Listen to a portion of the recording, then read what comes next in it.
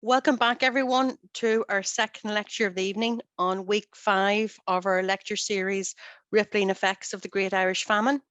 I'd like to introduce our second speaker for the evening. He is Dr. Damian Shiels, Research Fellow at Northumbria University. Damian is an historian and author. His publications include The Forgotten Irish, Irish Immigrant Experiences in America, which was published in 2017, and another publication is The Irish in the American Civil War, published in 2012. He has dedicated his time to telling the story of the Irish in the American Civil War and established his award-winning website, IrishAmericanCivilWar.com, created in 2010, which has grown into one of the longest running and most extensive history blogs in Ireland. Damian's talk this evening is Voices from the American Civil War, the stories of Ireland famine-era immigrants and the conflict that changed their lives. Welcome, Damian. Thank you very much for joining us this evening. You're more than welcome to just to commence your talk when you're ready. Thanks a million, Dolores, and thanks for the invite. And yeah, it's a nice setup. It was great to listen to Mark chatting away there about the famine in Canada. And some of our guys now that we'll be talking about, I'm sure, probably came down via that route. But just to give everyone, I always set myself a pretty challenging schedule when I'm giving talks. I always kind of plan them as if the talks are going on for about 7 days, but I won't keep you that long. What I'm trying to get across to you tonight is not so much even the history of the conflict that the American Civil War was, but to talk about what it caused to be created as a result of it. What I consistently say this, think is the greatest record that exists anywhere in the world relating to the social lives of ordinary 19th century people. And so we're going to be going through a very brief outline of the conflict and Irish participation in it before we move into hearing them largely in their own words. That's what I'm going to do, largely from the area that we're talking about. I've tried to select people from around kind of Armagh, Banbridge, Craigavon area generally. Some of what we're going to hear tonight has never been read out before. Some of it I only transcribed for the first time in the last day or two. There's just so much of this information out there. But just to start off, the American Civil War is generally what I call Ireland's forgotten Great War. And I usually call it that because we see in the context of the island of Ireland, the type of work and effort that goes into the First World War and examining it. We don't tend to look so much towards our immigrants of not dissimilar period. There's less than 50 years between the two conflicts. We don't tend to tie Irish participation in conflicts like the American Civil War to events like the Great Famine, but most of those involved in it were either in Ireland during the Great Famine, left as a result of it, or new people in Ireland who were here while it was underway. But the reason it's the forgotten Great War is purely because of its scale. So by the time the American Civil War broke out in 1861, and as I'm sure many of you are aware, it was a conflict that was fought over slavery. It was an attempt by the southern states to secede from the United States. They formed a confederacy in 1861, leading to a 4-year war that resulted in about 750,000 deaths. But when the war broke out, there were 1.6 million Irish-born people who were living in the United States. And these were people who had, not entirely, as Mark was mentioning, there was significant pre-famine migration to places like the United States and to Canada, but large numbers of them had come in as a result of the famine and in the 1850s. And so 1.6 million of these people were living in the US when that war broke out. If you'd been walking down the streets of New York City when the American Civil War broke out, 1 in every 4 of the people you would have met had been born in Ireland. It was the most Irish city in the world. And this is not including the children of Irish immigrants to Britain, Irish immigrants to Canada, or indeed Irish immigrants to America. Their children, because of the period we're talking about, tended to quite ethnically associate with Irishness. There was a lot of prejudice in places like the United States against the Irish. And so they tended to be quite tight-knit ethnic communities. So even with these figures, we're not getting the real numbers of Irish in places like New York City. What it meant was that in and around 200,000 people who'd been born in the island of Ireland served in the American Civil War. So very, very large numbers. And only the First World War compares to it in modern Irish history in terms of that scale.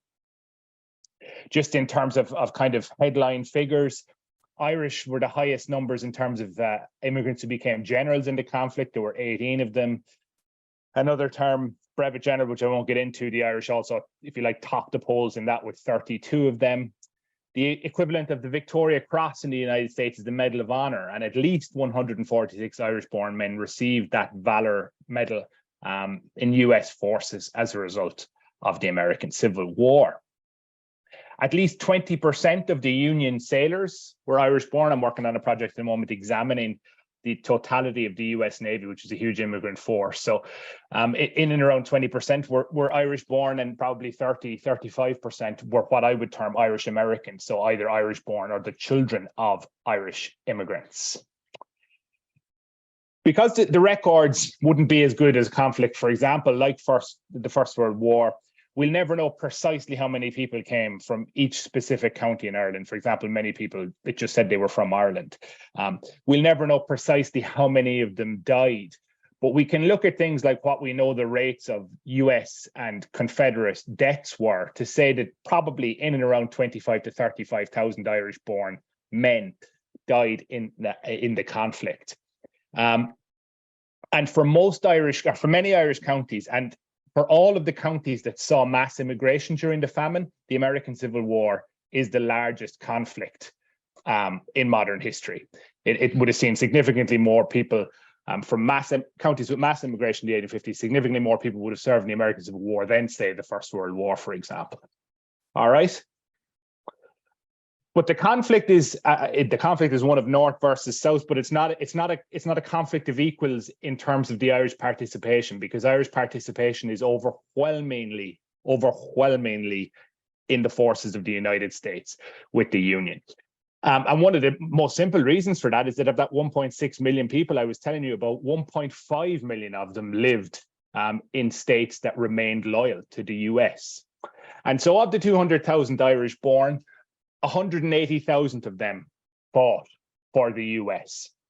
So we're talking about 9 times as many men are fighting for the US as for the Confederate forces. We can also estimate that in and around 70,000 children of Irish immigrants, so again, these are people born in England, Canada, or the US to Irish immigrant parents, these step migrant parents, also fought in those units. So you have a total figure of Union Irish services in around at 250,000 Irish Americans. All right, so that's really, really huge numbers. And again, because of what we're trying to go through here with letters and things, I'm not going to dwell too much on this. We can return to it later. But there were 2 brigades, the largest formations. These originally would have had about 3,000 men and rapidly reduced in size as the war went on. One, the Irish Brigade, commanded initially by this man, Thomas Francis Marr, and Corcoran's Irish Legion, which we'll be hearing from a couple of Armagh men who were in it, commanded by this man, Michael Corcoran, who didn't survive the conflict. A lot of regiments in the Union were ethnic Irish regiments, but most Irishmen didn't serve in regiments that went to war as Irish regiments. They served throughout urban regiments, largely in the north, and particularly from New York. New York was far and away the largest Irish populace and saw the largest number of Irish people who served from there. It was followed by Pennsylvania, largely because of Philadelphia, and then Illinois and Massachusetts were next on that list. Just to touch on the Confederate Irish, even though they're small numbers, they served in quite high proportion to their population in the South, about 20,000 men. They only had one full, what I would call ethnic regiment, the 10th Tennessee, but lots of smaller units of about 60 to 80 men that identified as Irish. 6 Confederate generals were Irish-born, including the highest-ranking Irishman of the entire war. This guy, Major General Patrick Moran Claiborne from County Cork, who was killed at the Battle of Franklin in 1864. This is a very famous photograph here of a horse killed at the Battle of Antietam. This horse is actually dead, even though it doesn't look like it. Contemporary visitors to the site commented on its lifelike appearance, but it had been ridden into battle by an Irish Confederate colonel called Henry Strong, who also lost his life while he was riding that horse. And Louisiana had the highest contingent of Confederate Irish because New Orleans was the biggest city in the Confederacy. And the Irish who were rural in Ireland were largely urban when they went to America. So that's kind of where we are with the American Civil War in terms of this talk. I work on a very specific form of records from the war that I was mentioning, and they are the widows and dependent pension files of these Irish immigrants. And as I say, contained within them are what, in my view, are the greatest direct insight into the lives of 19th century Irish people that exists anywhere. And largely these are pensions that are given out by the United States to, as it says, the widows or the parents or the dependent children of men who died during or subsequently as a result of the American Civil War. And millions of these incredibly extensive files are sitting within the National Archives, just down from the White House in Washington, D.C. In and around 165,000 of them have been digitized, and I spend most of my time working on them. And they're so rich because Irish people had to prove their entitlement. They had to prove their association with soldiers, and they had to prove that they were who they said they were in order to get an American pension because of the service. So they have things like affidavits that give pensioners who are often illiterate and couldn't write. Sometimes it tells us their story, their life story, both in Ireland and the United States in the first person. It gives us their friends, their family, their acquaintances, employers, physicians, comrades of the soldiers are all providing and adding color to the story of this person's connection to the serving man. It can have lots of different things. One item I was recently discussing, for example, is the censuses that no longer exist for much of Ireland from years like 1841. You get census extracts from those periods in the American pension files drawn directly from Ireland. Marriage certificates from Ireland in the mid-19th century, pre-famine, during the famine, post-famine. Investigations. Irish people weren't among the most trusted in the United States in the mid-19th century. And so often women would be investigated to see if they were fraudulently claiming a pension, at which point the American administration went into overdrive, interviewing everyone, it seems, who ever met them in their entire lives and recording absolutely immense detail. So these files can often run to hundreds of pages of information about individual, ordinary working class Irish immigrant families. Expenses right through all the way into when people can die in the 1930s, 1940s even, because the American government would pay for the funeral of their pensioners. So quite remarkable. But the thing that I'm really interested in about most of these is that one of the ways that a lot of people chose to prove their association with immigrants in this period is they included original letters that were written in inverted commas by these people. And so it gives us actual letters from people from all over Ireland, many of them illiterate, and we'll go into that in a bit of detail now, but telling us their experiences during the war. And so that's what we're going to spend the rest of our time looking at, is a few of these people from in and around this area. And we start off just with Bernard Curry from County Armagh. This is a relief ticket. This is a ticket that he was entitled to get for his family when he enlisted in Corcoran's Irish Legion, that allowed his mother and sister to claim pay while he was away in the army. So on the basis that he was going to get pay, pay could be very erratic. It could take months to get. It allowed his mother and sister, who were dependent on him, to survive during his absence. He served in the 182nd New York Corcoran's Irish Legion, and I'm just going to give you an example. This is a letter that his mother handed in to the National Archives, and into the United States Pension Office, rather, in the 1860s, that she never got back. It became part of the file relating to Bernard Curry. It became evidence of her association with him. But he wrote it in front of a place called Petersburg, Virginia, on the 12th of August, 1864. And this is where if you like, the defining siege of the American Civil War was taking place when Ulysses S. Grant's forces were surrounding Robert E. Lee's Army of Northern Virginia in Petersburg. Ultimately, that would end in a victory for the US and lead to the end of the war. But this is what this ordinary Armagh immigrant is writing to his mother in August of that year. Dear Mother, I now sit down to answer your welcome letter of the 6th, which gives me great pleasure to hear that you are well. The paymaster come to us last night and paid us off, so I'm sending you $40 with this letter. I'm sending it by express. The way we have to do is to give the money to the priest, and he'll send it for us. Dear Mother, we are in the same place since we have to drill now. 2 hours in the morning and 2 in the evening, except Saturday and Sunday, or when we're on guard. There does be considerable picket firing at night and coming on morning. This morning, there was great cannonading until after daylight. We have to get up every morning at 4 o'clock and stand in line of battle until daylight, and then we're dismissed and gets our breakfast. We had the pleasure of seeing General Marr here yesterday. So this is the man who had commanded the Irish Brigade.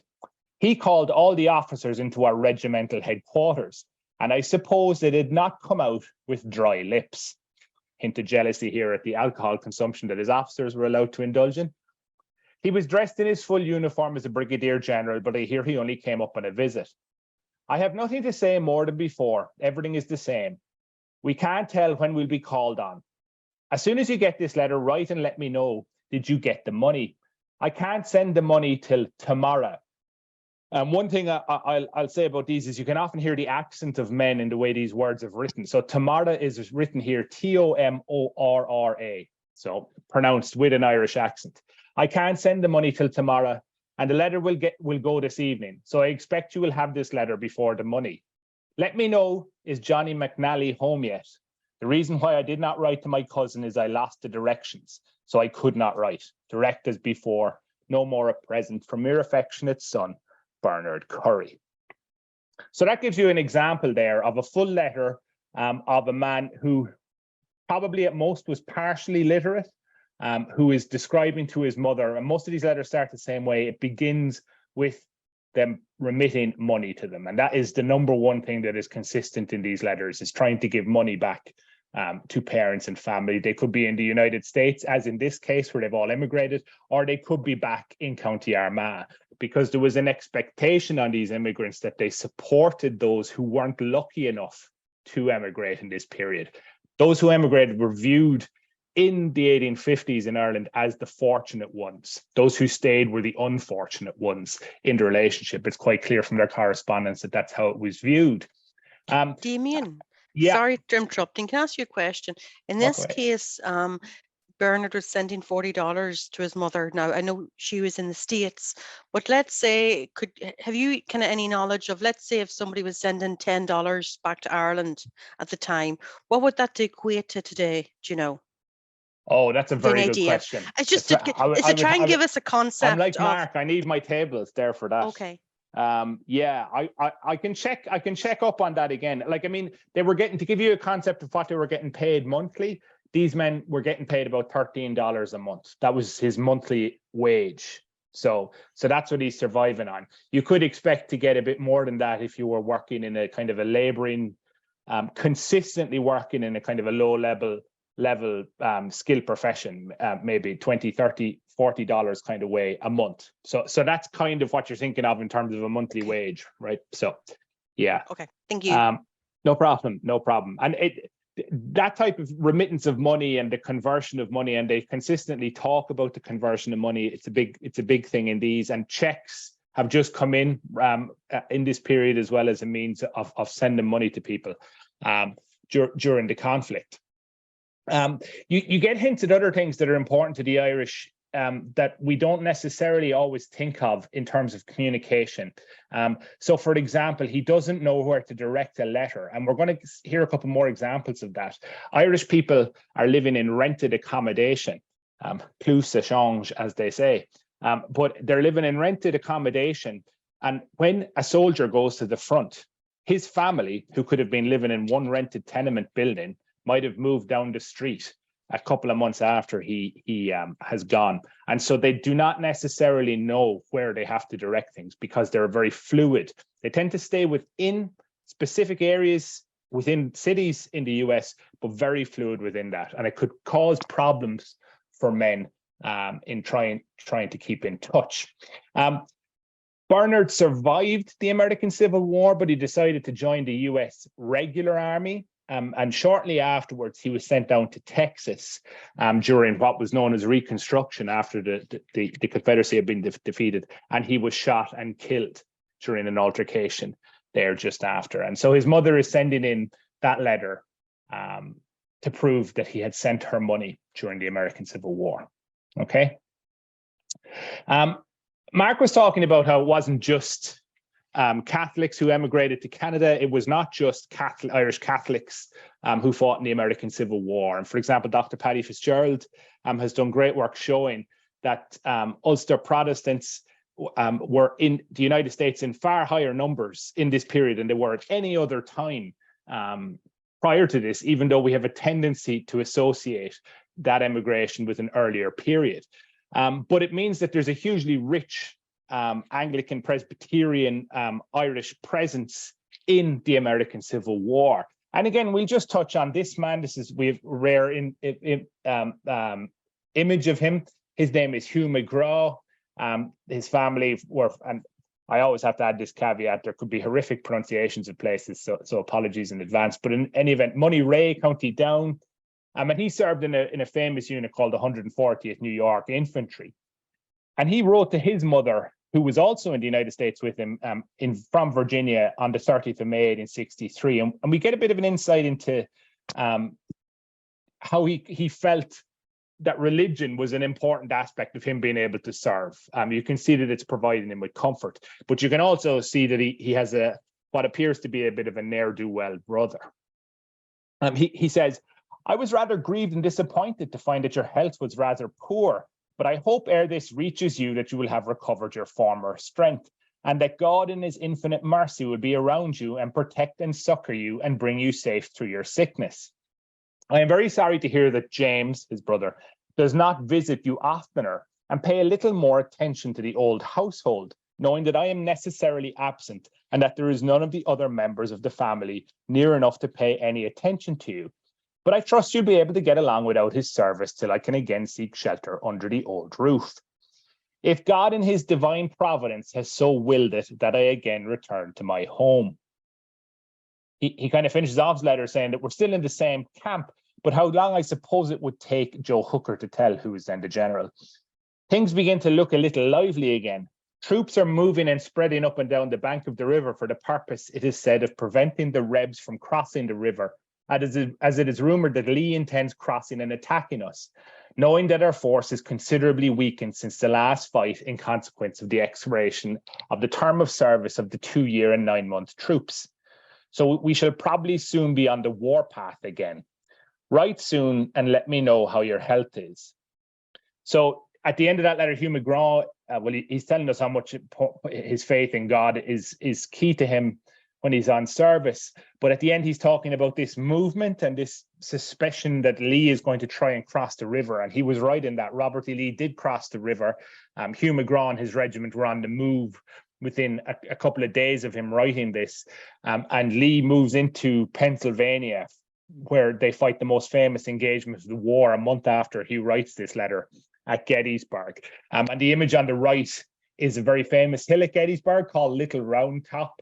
And towards the right of that hill, the 140th New York Infantry and Hugh McGraw and the first Irishman in West Point, a guy called Paddy O'Rourke, charge over the top of that hill to stop a Confederate attack.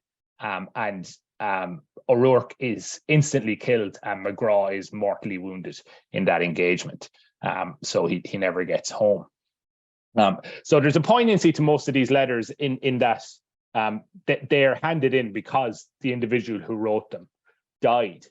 But there's more than that in these files. And to give you an idea, you get a lot of these certificates of marriage and things, and some of these from Ireland. So of women trying to prove that they were married in Ireland before they emigrated.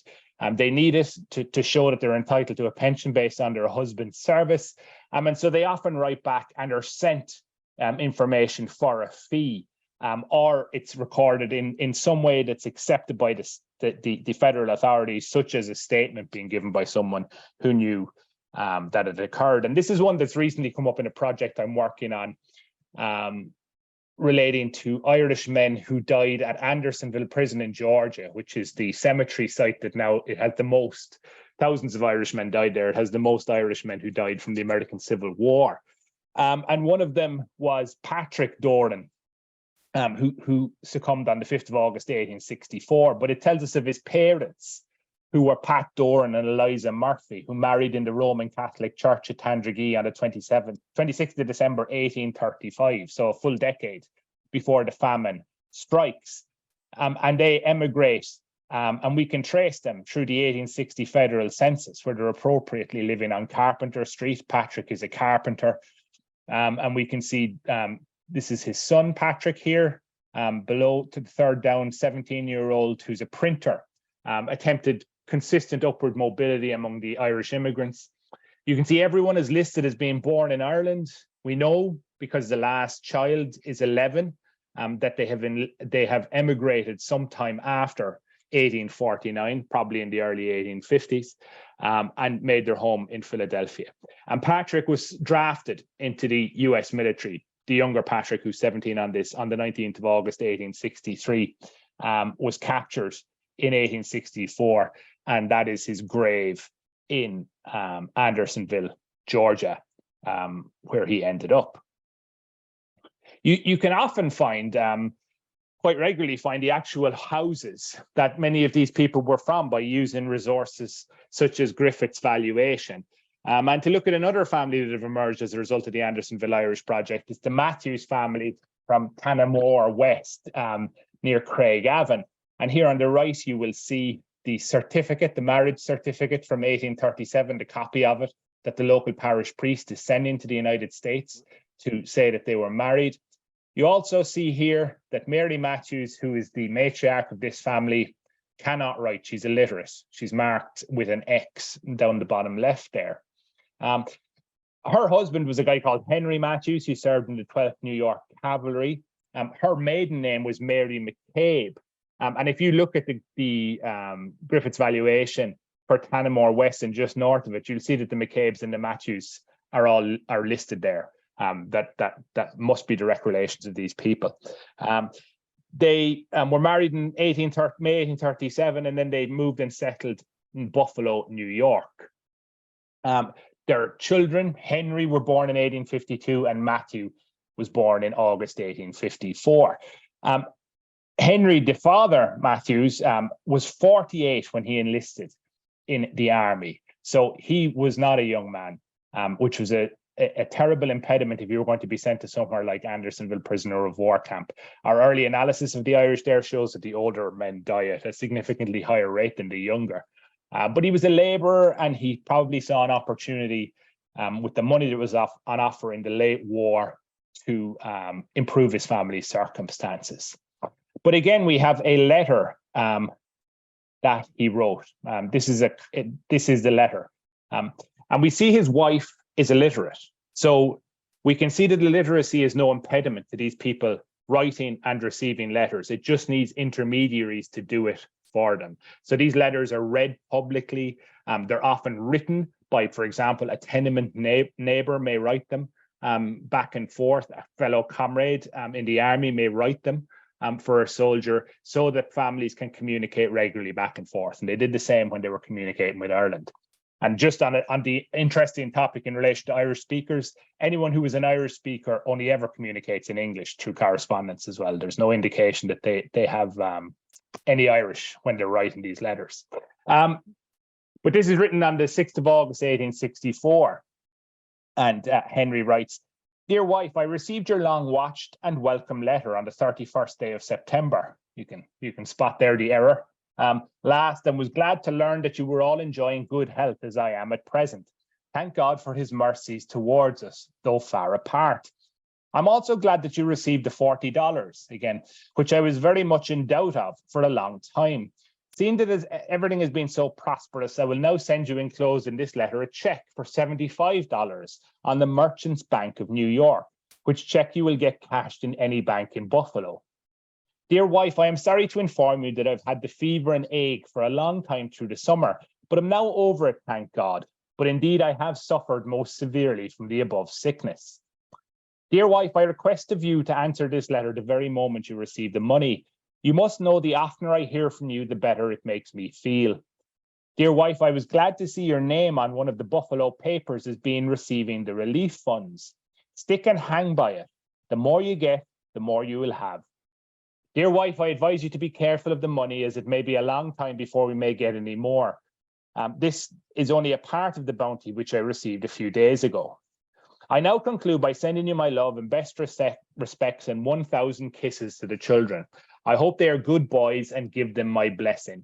Remember me to all inquiring friends. Tell them I am well. Goodbye until my next. Yours truly and affectionate husband, Henry Matthews. And then he says in the PS to tell me the street that you're living on, right? So he doesn't know what street his wife and children are living on since he has gone to war. Only the general area. And he dies prisoner of war at Andersonville on the 1st of August, 1864. He doesn't get back to them again. There's a sadder postscript to this, and this is one of the things that these files give us, this pre and postscript from the men who served, because Mary receives a pension, but then stops claiming it in 1866. And she tries to reactivate it in 1869 and tells us why it has been deactivated. And she says it's because she spent the greater part of that period, with the exception of short intervals, incapacitated by insanity, which she now hopes to be temporarily or permanently cured of. But sadly, she was not. And again, in the 19th century, we don't know what was wrong with her, because they tended to use terms like insanity, lunatic, idiot for a whole range of things in this period. But in 1871, the court adjudged her to be a lunatic, and she was committed. And in 1875, there is a statement on her file from Bernard O'Byrne of Strathroy in the Dominion of Canada. So again, we're seeing how people are moving across the border here into places like Buffalo. Families are linked. Says that he visited the insane department of the Erie County Almshouse on the 7th of January, 1875, and recognized Mary Matthews alive. That he visited the same institution the next day and recognized Mary Matthews dead. He is the son-in-law of Mary Matthews. And that is the end of the Matthews family story from Tannamore, outside Craigavon. Occasionally you get quite detailed first-person accounts. The Murrays are the family I wrote about a bit in my last book, The Forgotten Irish, but I won't go into the whole detail in relation to this. But this is an example of when an investigation is occurring, the type of detail you can get. And there was an investigation into the Murrays. It has to do with two wives, another fairly common thing that happens in the 19th century, who don't necessarily know that each other exists. But this statement is given by Michael J. Murray in the 1880s on the basis of this. And I'm going to read it just direct, because it gives you a huge sense of, how families could be torn asunder by immigration, and how the family unit would often see a father go, then the mother maybe go, and not all the children going at once. But we'll see it in his own words, and again in the first person. Michael Murray says, I was born in August 1858 in County Armagh, Ireland, and my parents' post office was at the time Portadown, Ireland. My father's name was John Murray, and he was born in County Down, Ireland. My mother's maiden name was Annabella Rogan, and my father and she were married in the Riverside Chapel in the town and county of Sligo. Lots of movement here, even within Ireland. I think they were married in 1854. My father's father, i.e. his grandfather, John Murray, took me from my parents, and I have lived with him since I was 7 years of age until he died in 1872. And then I come to this country. He's in America when he's writing this. Between the time when I was 7 years of age and 1872, I knew but little of my parents. I was about 5 years and 3 months old when my father left my mother and came alone to the United States. At the time he left mother, I had a younger brother and sister living, and about 2 months after he left, another brother was born. Mother did not hear from father for about 9 months after he came to this country. Father was at that time a compositor in the New York Herald newspaper office when mother received the first letter. She soon afterwards received 2 more letters, and from that time received no more. My grandfather told me father had died when a soldier in the US Volunteer Army. My mother came to this country in 1864, I think, my brothers and sisters having died previous to this time. I was living with my grandfather. My mother was alone when she came to this country. After my mother had lived in this country about 1.5 years, she again married to my father's brother, Bernard Murray. This is again quite common. And he died in 1879, and I have a half-sister now living, his child. And afterwards, Michael himself emigrates to the United States and then reunites with his mother and is living with her. But you can see across these years how the primary family unit of father, mother, and child are not living in the same locations. And it shows you really just what immigration could do to individual families in this period. Again, you get nice, you can get all sorts of documents in these files that can be quite interesting, just from, even if you're interested in genealogy. But for example, another one of the families from Armagh I've come across are the Donnells from Acton. Joseph Donnell had been a private and company K, 73rd Indiana Volunteers. That's his grave in Tennessee. Nancy Donnell, again, is illiterate. She gives her account in 1866 to say she was lawfully married to Joseph Donnell in the city of Acton. I haven't been to Acton, but I don't think it qualifies as a city based on my viewing it on the map. In the county of Armagh, Ireland, about 26 years ago, so 1840, by the Reverend Mr. Pease of the Presbyterian. Sorry, Damian, can I interrupt? Yeah. Excuse me, everybody. I have to ask, where's Acton? Point Jared, pass. what? Pass. Oh, right, sorry. Points pass. It is, yeah. So it's really, it's more like a town land. It's a city. It's a city according to the American liars. Yeah. Points. The edge of Points Pass, as I told you earlier. For our international guests listening to us here, I think. Yeah. So it's a apologies if we're creating confusion, but it's a tiny wee place. Yeah. It's a hamlet. Yeah. So yes. Okay. Yeah, I'd never heard of it before about a day ago. But she's trying to prove that she got married in the Presbyterian church there. She doesn't know the minister is alive yet. She's not heard of him since, and she and her husband left Ireland 25 years ago. So she's telling us that they left a year after their marriage, which again is really, really, really common. It's the most common you see. People get married and then they emigrate normally within 1 or 2 years. That's the most common through the 30s to 40s to 50s. Often they may have a child in tow, but normally it's a quick emigration after marriage. Okay, but there's this nice little note on the file there. And I don't know, can you read it? But it says, "Dear sir, I wish to obtain the Civil War record of Joseph Donnell, LaPorte County, Indiana, who enlisted in the 73rd Indiana. I desire this record to assist in completing a family record. Mr. Donnell was the great-grandfather of my young son for whom this record is being prepared." And that's in 1910.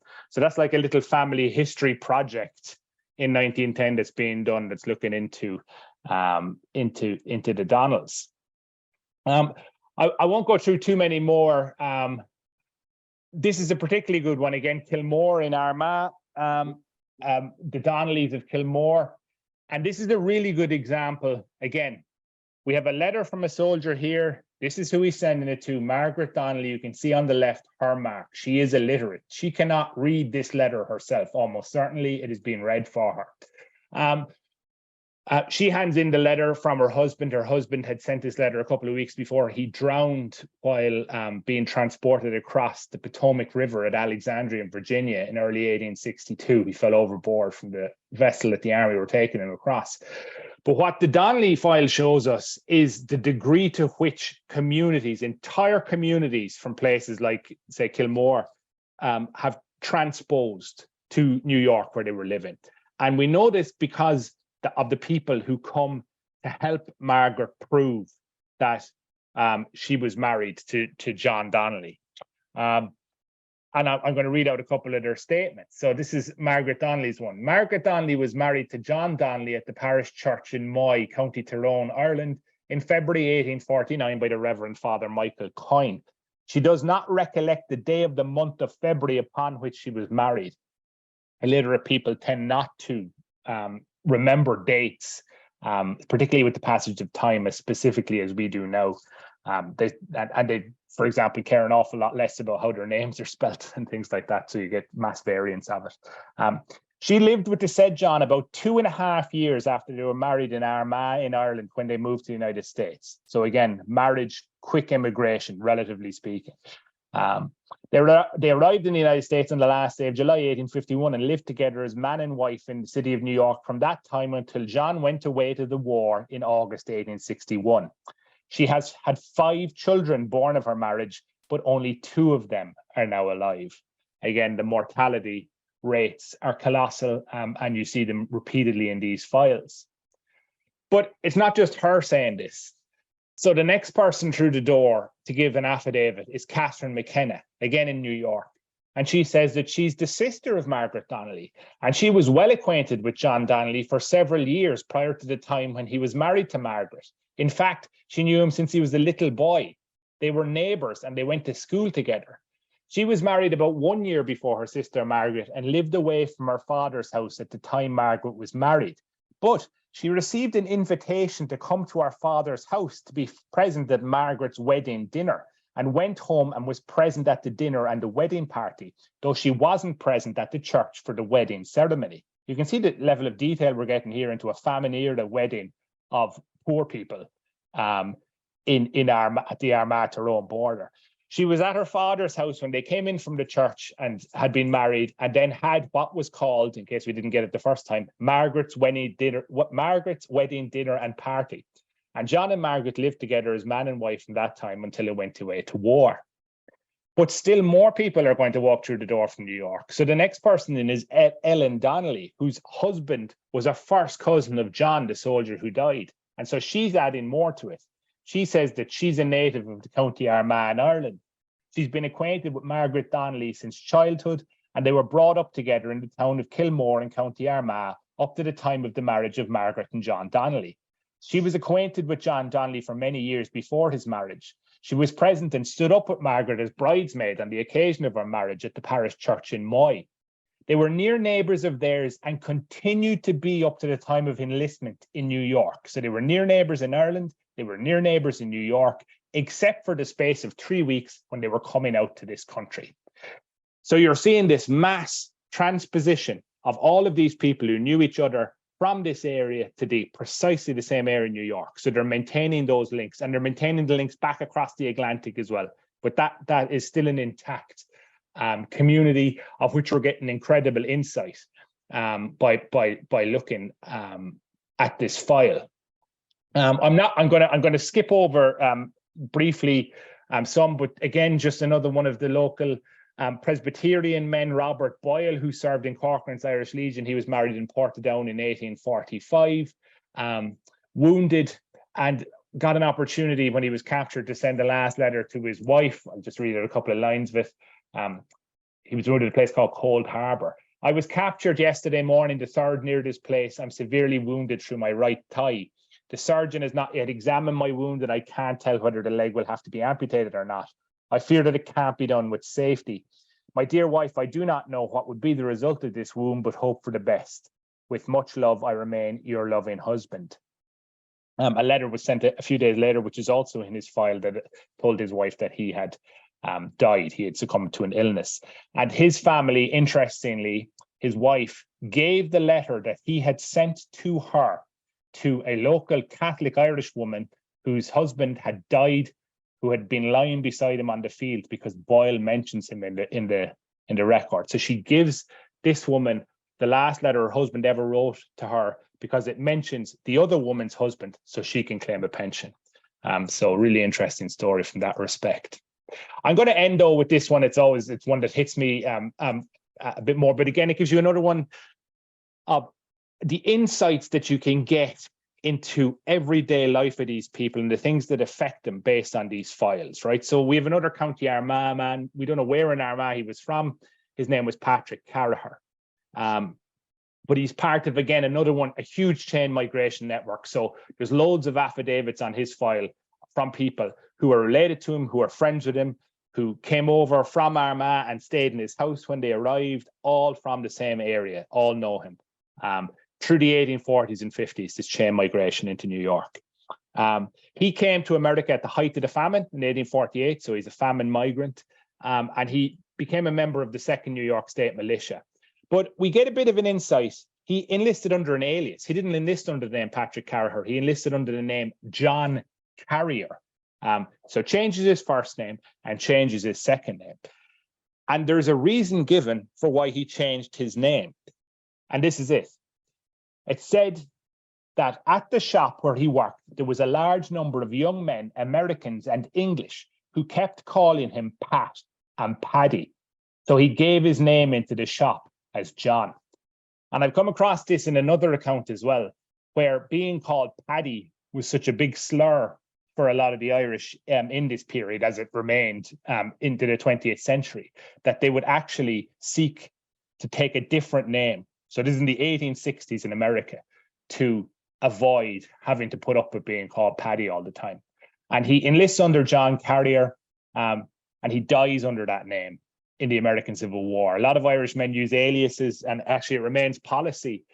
If you die, whatever name you serve under is what's on your headstone. So places like Andersonville have lots of guys, and it's not their name at all on the stone.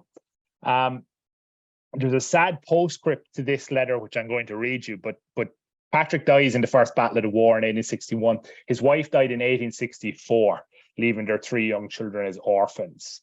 I read this letter out, actually given a tour on the site right by where Patrick Carraher was actually killed a couple of years before the pandemic. But it's quite the letter. Camp Tompkins, Virginia. It's late June 1861. So he's got about a week to live. I would have wrote to you before now, but I was so very sick that I could not move. I am not well, and I am afraid I never will be. My barracks is bad since I left you. Dear Margaret, if I had to take your advice, I would not have come here. This is the worst thing I have ever done since I was born. Forgive me, dear Margaret, and pray for me night and day for my poor soul. Oh, Margaret, my loving wife, will I ever have the happiness of seeing you? That is all I wish for on this earth, to see you and the children. Margaret, I will not tell you the hardship that I went through since I came here, walking and standing in the hot sun all day and sleeping on the ground at night, and don't know the moment you will be shot. I have tried to get back to New York, but they wouldn't let me go. Dear Margaret, I cannot blame anybody but myself. Dear Margaret, write to me quick. Give me a quick answer. And if I am alive, get it. If I am alive to get it, I will die content.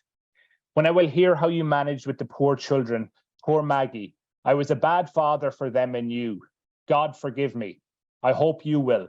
I am too far away now from my heart is hurt bad. When I think I did not see you the day I came away, I can't say anyhow what I want to say. I feel in such a terrible way. I write these lines in a hurry beside a tree in the woods and have not the time. Dear Margaret, I have nobody to do anything for me now. I am unwell since I left you. If I only see you 1 minute, I would give all the world. Margaret, this place is too hot for me. I can't eat anything at all, drinking water all the time. We are to march further south tonight or tomorrow. Margaret, dear, forgive me. When you write, direct for John Carrier, 2nd Regiment, Company A, New York State Militia. I want now to try and see if I can get the captain and colonel to send you a paper to get you and the children some relief. I have not been able before to see about it. Yeah, I can't say any more. I deserve all I am getting. I might just as well shoot myself where you was, and then I should die happy. Farewell, dear Margaret. And that's the last letter that Patrick Carraher ever wrote to her as he was killed at the stone bridge outside of Bull Run just shortly afterwards. So that's the type of power that these letters have. And on that less than cheery note, I will draw it to a conclusion. Thanks very much. Thank you very much, Damian. Plenty of things to think about there. There's been a few questions here. I'll just try and make my way through some of them. Some of our researchers helped us out here. $10 equates in $10 in 1865 would equate to roughly $185 today. Right. Kathleen has asked, how would you go about to get information about your own relatives? Is there any particular military agency to contact? For now, it can be quite difficult. So you do have to try and know details about them, because as I said, the records are a lot different to what we're used to. So somebody might be called John Murphy and they'll say he was from Ireland, and because 250,000 Irish people fighting the Union Army, there are lots of John Murphys. So, but if you do know some details about them, there's a number of different ways you can get it. So there are compiled military service records for every soldier who fought. The Confederate ones have been scanned and are available on Fold 3. The only a small number of the US ones have been scanned, and if they haven't been scanned, you can order them from the National Archives. But the pension files are the main thing. About 165,000 of them are scanned by name and available on Fold 3, which is a pay site, fold3.com. And if they're not there, you can order them. Okay, thank you. So I'm just working. Jim mentioned here that a Major John Barber from Lurgan, he fell at the Battle of Gettysburg. Jim also mentioned that Donnellys of Kilmore were defenders during the wrecking in 1795. Philip here mentions that some of the Irish immigrants ended up being substitutes for rich Americans. Yeah, so the second great wave, Mark was talking about people's perceptions of the war. One of the big things I note that people have been influenced by is the Gangs of New York film. If you've seen that film, the Martin Scorsese film, it's a great show. But it shows there's a scene in that where the Irish are hopping off the boat and seem to not have a clue what's going on and be given a bunch of guns and uniforms and kind of, oh, where are we going, Joe? Oh, we're going south. It's complete rubbish, really. Like, there was a bit of that going on. But what you actually see is people are intentionally emigrating, leaving Ireland towards the end of the war, intentionally emigrating to enlist in the American force because the money for the substitutes was so high. It was completely life-altering. So you could have paid for your entire family to come out with you if you took the risk. I have a guy, I think you had somebody on from Louth earlier, I have a guy trying to get his mother out of the poorhouse in Drogheda who crosses over from Canada to enlist to get the bounty, sends the money immediately that he gets in the US Army back to get his mother on the boat, and when she lands, she discovers he's been shot in the war to get her back. So this money is being used to drive people across the Atlantic to get them to come over to the States. Because Philip here, who mentioned this, said that they typically got up to $300 for being a substitute. One of his own wife's relatives did that in Pittsburgh, Pennsylvania. Yeah, and they often got a lot more than that. They got that town bounties and everything thrown on top of it. So huge money was there to be made in the late war, if you're willing to put your life on the line. John mentions here that after the Civil War, a number of Irish took part in the Fenian raids. We in Canada are only exposed to the British side of this conflict. Have you researched the US side of the story? Yeah, I haven't personally, but there's actually a few. I can actually send you links to them. A few interesting books that have been written on them. I believe actually there's been a bit of research that's shown that some of the Fenians are Protestants as well, to kind of chime in with what Mark was saying earlier, to come and fight in the Battle of Ridgeway. There appears to be less US veterans than maybe was previously thought in that Fenian group. I hopefully will have a book out in the next 18 months or so that's actually the number of Fenians who actually enlist in the military with the idea of coming back to Ireland is I think minusculely small actually, but hundreds rather than thousands. But certainly some of those men were Union veterans who cross over. To avoid getting sidetracked, but just for those who may not be aware of the background? What is the Fenian Raids? Just in a kind of a nutshell, if you can. Yeah, so it's an effort by the Fenian movement in Ireland, which is seeking to make Ireland independent and free it from British rule, to strike at the British through Canada, because Canada is British, and they get kind of, you know, rather jokingly referenced to, because of it's kind of a comical effort. There's a series of efforts actually through the 1860s and the 1870s, but they're quite keen to create a diplomatic incident between Britain and the United States. So the United States and Britain are not good friends in this period in the 19th century, and the Fenians are keen to kind of ferment clashes between the US and the British, and so that is one of the things that's driving them. At the same time that they do this, they also send, and there are quite a number of ex-Irish US officers from the Civil War who come back to Ireland as well and try and strike up a series of it's a rather abortive rising in 1867. A lot of the earliest mugshots that we actually see from Ireland are of US Army Irish Fenians who have been arrested and taken into places like Mountjoy, because they were absolutely riddled with informers and were picked up within seconds usually. Often some of them were wearing their American clothes and it wasn't very difficult to identify them. But a very important grouping in terms of the history of Irish nationalism as it evolves forward into the early 20th century. But certainly in terms, it's generally regarded that tens of thousands of Irish enlist in the US Army during the American Civil War because they want to gain experience for a Fenian rising. But there isn't really any decent evidence to say that they did that actually. So would it be fair in saying a lot could be suggested simply a certain amount did simply economically? Yeah, quite often, doesn't it? The two biggest drivers of Irish enlistment into the US military, and again, this is something in the works that I have, are economics. Yeah, from the very start of the war, economics, and the other is American patriotism. So the Irish are quite patriotic. They tend, the minute they land in America, to say, this is my country, and they go to fight to defend my country's rights. This is the type of things they write. I'm fighting for my country and the Constitution. So they do feel quite strongly. So they're by far and away the two main reasons. And they're not mutually exclusive. Guys will, they'll do it for both reasons at the same time. Well, actually, just what you've said there is probably confirmed what actually Liam has made a comment here. Would it be fair to say that most Irish fighting on the Union side were not fighting for the end of slavery, but only for the idea of the Union?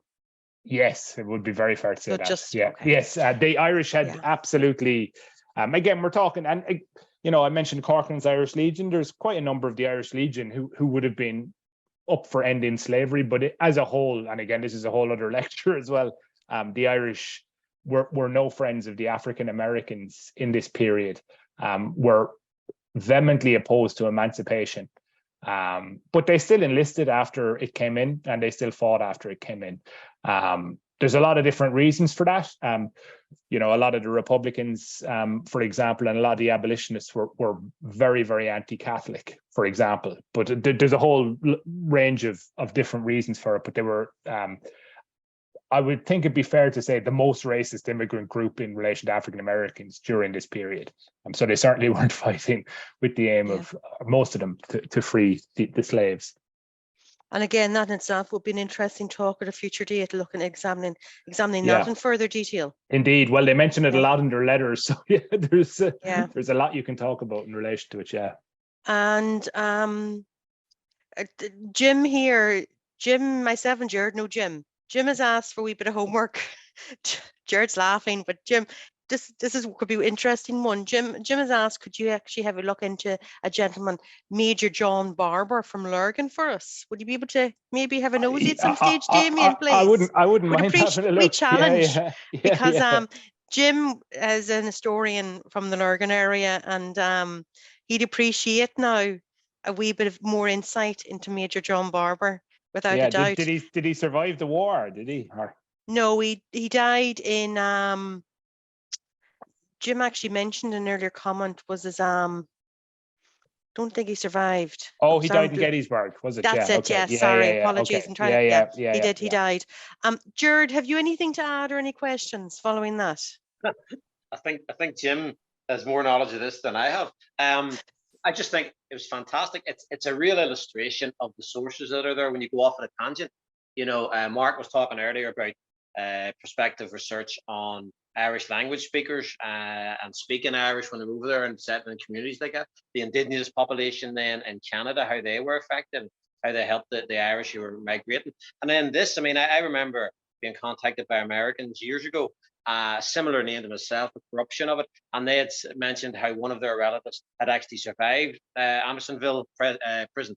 So, I mean, it's interesting that it crops up there. But I mean, it's the thing that strikes me is how local the sources are. You mentioned Tonigg West, which is just outside Lurgan, Acton, Kilmore, as Jim Conway said there, the Donnellys of Kilmore fought at the Battle of the Diamond in September 1795, and they were involved in the And can I say I live beside Battle of the Diamond? You know, these are just all these places very local to us. It's so local. That's the thing. I mean, so the records are, and then the thing again was, you know, you hear about sibling migration, and you see names on lists, but actually listening to Damian there, it's really putting meat on the bones where, you know, in-laws are coming in, sisters-in-law or brothers-in-law or whatever, and giving evidence to bolster a claim for a pension. So it's, I mean, I'd be in contact with Damian if he doesn't mind, because I think it's a fantastic source that I was never aware of. Oh, no bother. Yeah, no bother. Absolutely. Damian, I'm going to briefly add to this, because I've listened to some other talks you've done elsewhere, and 2 points come across. Previously, I know you've talked about where people have had to make really harsh decisions. For example, in the case of an injury, and should they let a surgeon amputate a limb? If they do, it can mean they probably will be, if they do have the limb amputated and they survive, they'll have no way of earning an income. Yeah. And if they don't have the limb amputated, there's a good chance they may not survive either. You know, these kind of dilemmas. Yeah, these people had to make, you know. Yeah, I mean, there's an awful story in relation to just that now. And we often forget about it, you know, and I think the important thing to remember is these people's class is important as their ethnicity. If they're working class people, and if you get an injury, it doesn't matter what the government is paying you. If you get an injury that inhibits your capacity to do manual labor in the mid-19th century, you're in really serious trouble. It's all very well if you're an officer who can kind of head back to your club. But there's an Irish sailor, a guy called Richard Dunphy, who both his arms are carried off by a shell at a naval battle called Mobile Bay. And he's given the Medal of Honor, the highest award. There's photographs taken of him afterwards. There's a range of photographs taken of him. And if you read his pension file, it is horrific. He moves out to California, becomes an alcoholic, is getting consistently abused where men are calling around to his house to take him out and play cards, and taking the cards. They have to hold the cards from him, taking his money out of his pocket because he has no arms as they're feeding him more and more drink. So his wife and family at home don't have the pension money. He gets violent towards his wife and family. And all of this is documented in the pension file, this horrific decades-long descent that he has as a result of what occurred to him because he wasn't able to work because he lost his arms when he was in his early 20s in the American Civil War. So it kind of gives you all that side of a lot of the consequences of it. And just the terrible lives, the hard lives that an awful lot of them had. Like, there's a big difference in what you see, say, the US Army officers, which is most of the accounts that we actually hear and read and see all the time from the American Civil War, not necessarily always from officers, but generally from people who are at a higher social standing than the Irish are. So, you know, the Irish are very rarely writing home, for example, in the war saying, oh, we have to be patriotic. They're not doing that. They're going, I'm trying to get you money so that you can stay with a roof over your head for the next month. It's the type of things that are concerning them. Yeah, so. And just briefly, because I've also heard you mention this in other talks about how in different countries, the uptake in pensions was different. You know, I think I'm not. So maybe let's say in Germany, Sweden, things like this, and different rationale or impacts. So the main although we kind of see America now as this big milieu of immigrants, like in this period, it was the Irish and the Germans are the two huge ones, really. There's no, for example, major Italian movements at this point. It's later in the 19th century.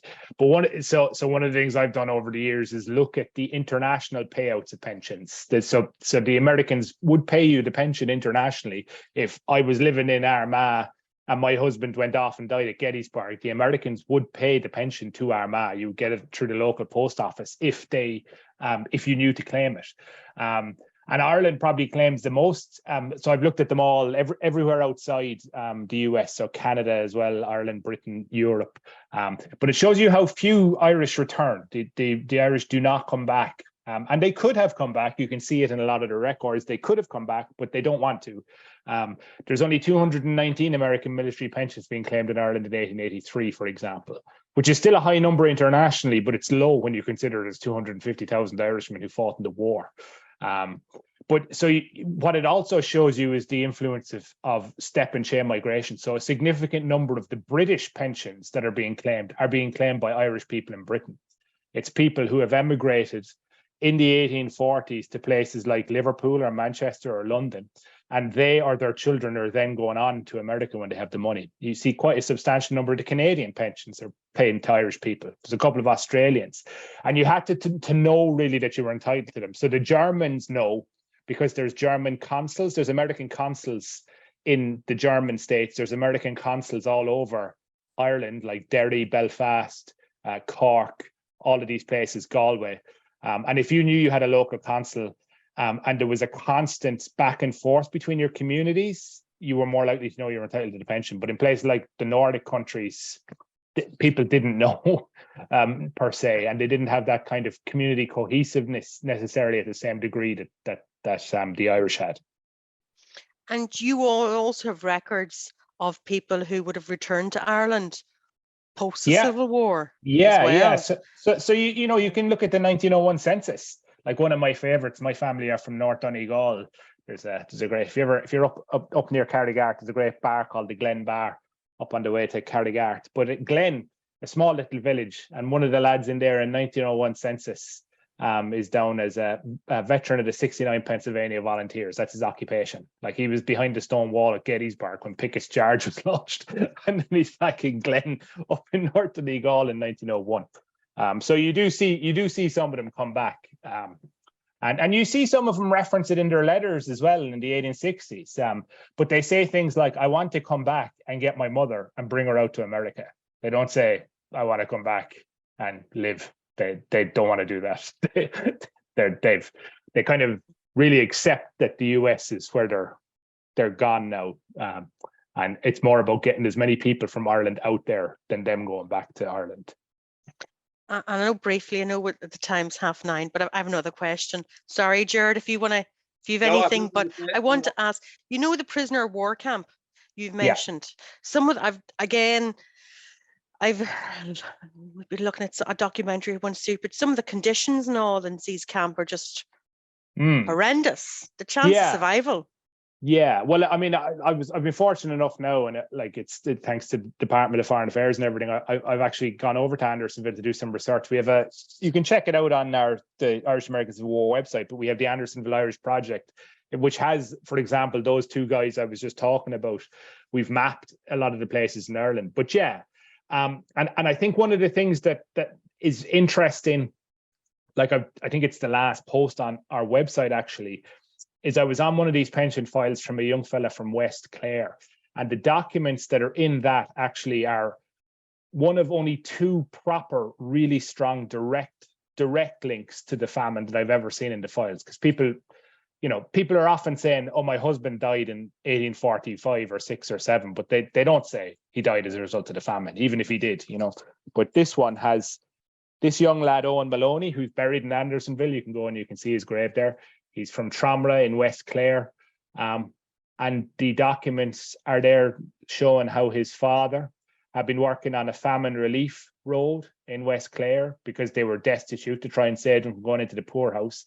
How he died on working on the relief road, a place called the Seafield Line, and how this young lad, Owen, when he was 13, his father, like dead a couple of days, has to go and take his father's place to try and prevent his mother and his younger siblings from going into the workhouse.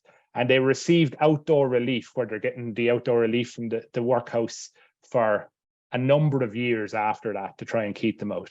And he eventually gets a job as a farm laborer locally, has his mother live in a hut just by him, manages to save up enough money to get to America, gets captured, gets taken to Andersonville, where he dies of disease and exposure, the exact same disease and exposure that were killing everyone in West Clare during the famine. And you see that direct link between the two. And it just is impossible to believe that there weren't Irishmen in Andersonville thinking, this is exactly what I was seeing in Ireland. And again, we don't make the link enough, but it's there in black and white in Owen Maloney's file. That it didn't get him in the 1840s, but it got him in 1864. The thought that escaped. Yeah. And then, yeah, it's desperate. Philip here just mentioned how there are a number of Irish Union soldiers buried in his local church in Williamton, I believe it's pronounced, in Delaware, who died in 1861. Okay. Yeah, right. and there's a Confederate vet, Patrick here mentioned that from Kentucky, mentioned that there is a Confederate veteran buried in the cemetery in St. Patrick's Church in Mill Street in County Cork. Okay, right. Yeah. And fantastic feedback, Damian. Everybody's really enjoyed your talk. I really appreciate that tonight. Great. It's again Thanks. more food for thought. Jared, have you anything to add before we finish up? No, just what you said, food for thought. I mean, it's incredible diversity of talks on the one umbrella subject, you know, so it's been another great night of lectures. Thank you. Thanks a million, Damian, and thank you everybody for joining us tonight.